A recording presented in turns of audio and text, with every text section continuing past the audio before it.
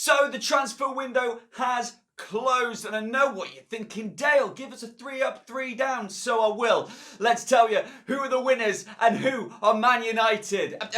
The losers. Sorry, let's go.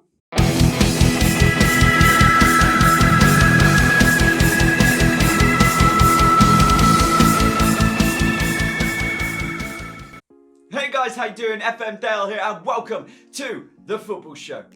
On today's Football Show, we are going to look through the transfer window and decide the 3 best teams coming out of it, and also the 3 worst teams coming out of it. Let me know if you agree down there in the comments, and don't forget to like, subscribe, and do all the beautiful stuff. So without any further ado, let's get to those 3 ups.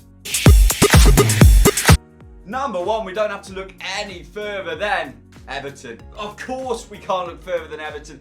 Already they've started the season smashing in goals up front. Would you believe that anyone could think that Calvert-Lewin wasn't a great player? I can't. But anyway, back to the signings, back to the transfer window. When you look at Everton, you think, oh, we creative midfielders. They had loads. Sigurdsson, they had Charlison last year. No. Let's take the pressure off all of those and put in James Rodriguez. What a signing, 29 years old. People are thinking, is he past it? Is he not past it? Not even close to being past it.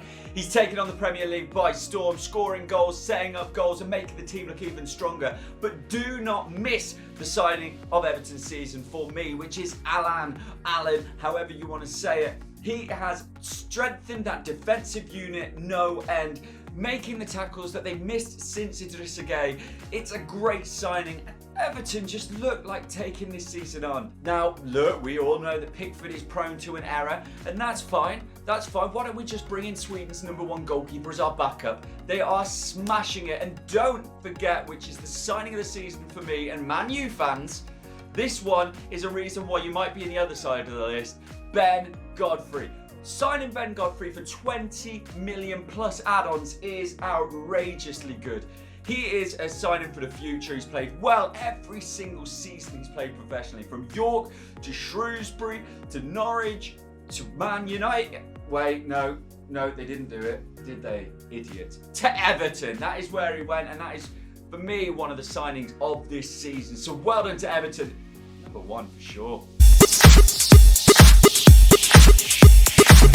Number 2, I don't think we have to look any further than Chelsea. Yeah, the start of the season's been a little bit iffy, but come on, in time, Werner, Havertz, Thiago Silva, Chilwell. It's a fantasy football team that they're creating in Chelsea. Frank Lampard has the ability now to play them all together, and we will really see how good Frank is as a manager. Bringing in a new goalkeeper as well with Mendy.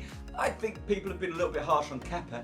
To be honest, he is only a young lad, and the guy they've brought in is not really tested either, so we're not really sure how that one's going to work. But overall, no one can be disappointed with the work Chelsea have done. The way that Chelsea are developing, they've brought in all these fantastic players, but they've kept a lot of English boys in the squad.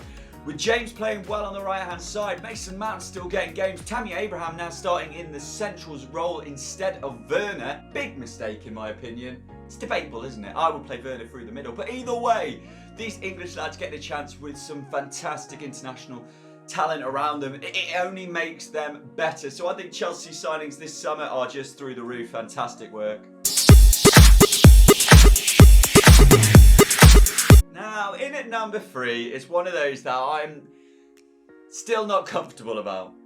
It's Aston Villa. Yeah, you see, everyone is talking about Villa. Obviously, they thrashed Liverpool at the weekend 7-2. A hat-trick from Ollie Watkins. Overpriced?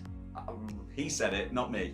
I still feel it is overpriced for Ollie Watkins. I think the hat-trick that he scored against Liverpool is fantastic. Showed good finishing, a good tap-in ratio. You know, you want all the different types of a striker that he brought. Do I think he's a striker? No, I don't. And I'm sorry to say it to Villa fans, but I'm hoping that I'm proved wrong. I really like Ollie Watkins, and I want to be proved wrong. Another one, again, I'm not sure about Martinez in goal. I'm not, and I know it sounds silly, because he's done so well at the end of last season. He started this season pretty well, but I'm a Sheffield Wednesday fan.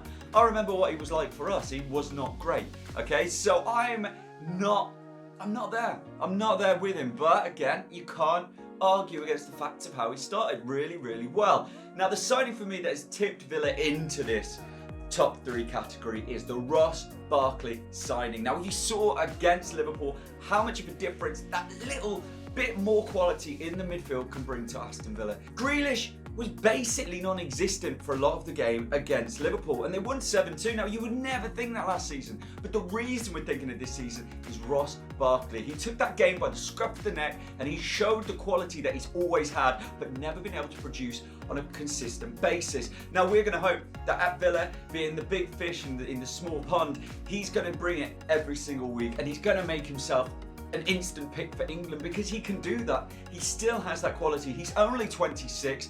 That's a brilliant signing, and what that is also for Villa is, so far, a good goalkeeper, a good striker, and a good midfielder.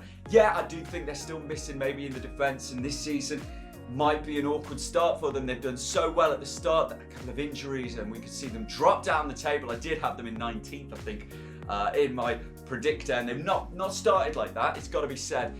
Never know where it's going to go, but for now, they're definitely in the top 3 of the signings for the transfer window. Now we change our attention, right? We change our attention to the teams who haven't done so well in the transfer window, and let's not start with the obvious. Let's go with a different one.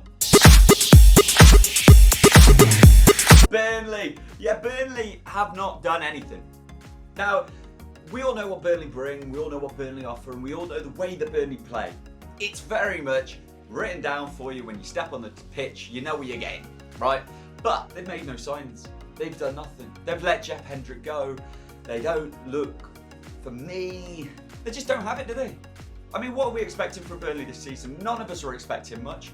But now you expect even less. Sometimes you need a boost for every player. Even if he's not going to play, it's that boost, bringing somebody in to say, come on, let's go.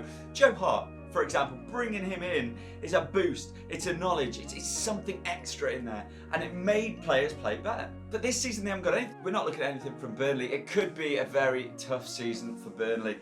We'll just have to wait and see. In at 2, and it may surprise you, this one, going with Liverpool. I'm not saying that Thiago is a bad signing. That's the first thing. And I'm not saying that Jota is a bad signing either. But what I am saying is they are not going to change the world. Liverpool are in a position now where they have to push on.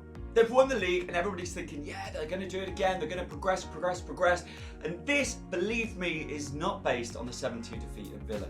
This is based on my belief they are not pushing forwards. The centre mid position, they brought in Thiago. Now, we can't have any moment where any of us say that Thiago's a bad signing. He's a great signing. He's a great player. He's a worldie of a player. He's 29. He's in his peak. He's doing fine. He's come in for one game, played a few passes, then got coronavirus, as you do. But is it enough? Is he the right midfielder? He was missing. Henderson was missing, and they had no midfield against Villa at all. Wijnaldum is great. I love Wijnaldum. I think he's great. Fabinho, for me, is going to have to move into the defence because Gomez is off form.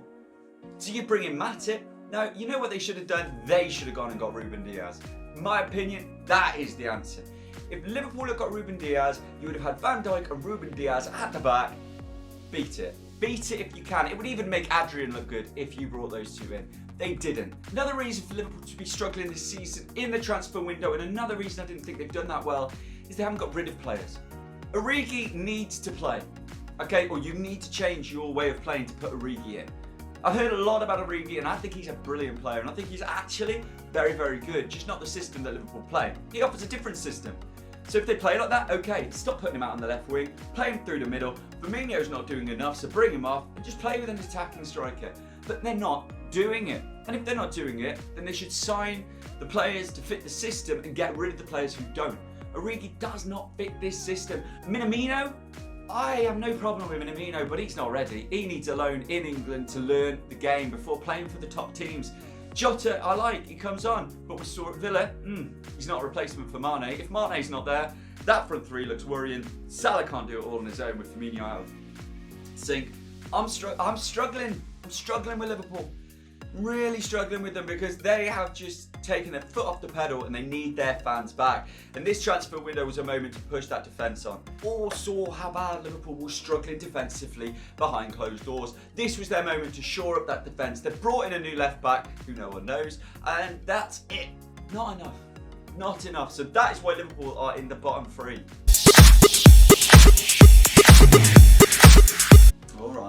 All right.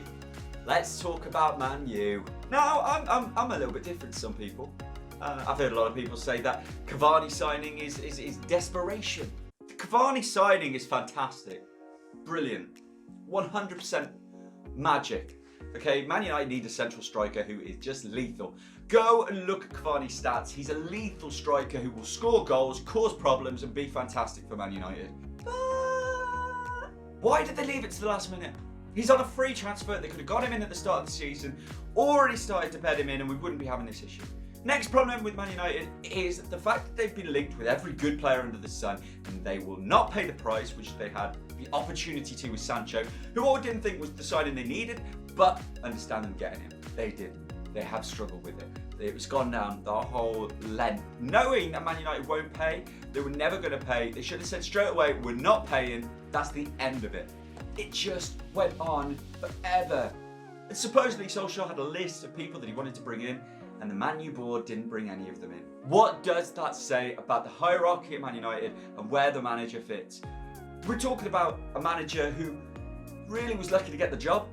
He did very well at the start, then struggled a little bit, and now we're at a position where they needed some strength. They needed to dig their claws in to the league, to their signings, to make Man United great again. Oh no, don't say that ever like that. Yeah, they haven't done it. They got Palestri, and I know very little about him. And the issue that they've said that he is a long-term target, I'm not even sure he is, because people over in Uruguay barely know who this kid is. So if he's a long-term target, I've heard two people speak about him. Both of those says he needs work. No, Man U are saying he's going to come in and play in the first team. Come on, people. Is this just another Makeda? Who knows? Who knows? Defensively, we saw again how weak they are at the back. Now people say that the red card and sending off a Martial against Tottenham made the difference. If you have a red card, you take off your striker. We all know how it works. So if your striker's the one with the red card, you shouldn't be conceding 6. It makes no difference at all. So those goals that were conceded, we saw mistakes by Bailly, by Maguire, by Shaw, Wan-Bissaka. It's not good enough. You're Man United. You got Phil Jones and Rojo both not being put into your Europa League squad. You've got defenders there, and yet you don't want to play them. The quality level is too low. There is so much going on at Man United. This season, like last season, they are going to rely on the fact that they have a really pacey front three, and hopefully they'll get penalties, because that's it. That's it for Man United. Again, penalties. We saw it in the Tottenham game. It was a penalty. They're brilliant at getting them. That's all they're really offering right now. And I'm worried for Man U, I'm worried for their transfers, and I'm worried the fact that no manager is going to want to take over after Solskjaer, because he can see the board are not doing enough to support him. Why would a good manager want to go? So that's what I think. They're my 3 ups, my 3 downs to this transfer window. It could all change in a week, because we've still got the domestic ones, which that's where Burnley might pull it back. They do like to sign British talents. So that could be one of those. And also maybe another team pinches a couple. Like Ben Rama's still got a chance to come to the Premier League. If Southampton go for that, that could change everything for them. There's so many moves that could still happen, but as of right now, as of the close of the international window, they're my 3 ups and my 3 downs. Let me know what you think.